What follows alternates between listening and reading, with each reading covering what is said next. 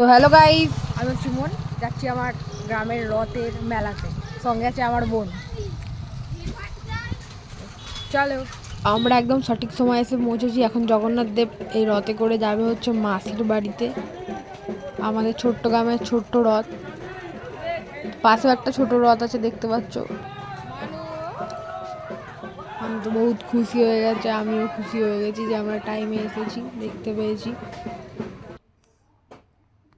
আনু এখানে মনটা খারাপ হয়ে গেছে যেহেতু রথ তাড়াতাড়ি মাসির বাড়ি চলে গেছে। আর এখানে আমার এই দুই বন্ধু আইসক্রিম নিয়ে ঝামেলা লেগে যাচ্ছিল, আর আমি এখানে খুব মজা করছিলাম আইসক্রিম পাওয়ার কারণে।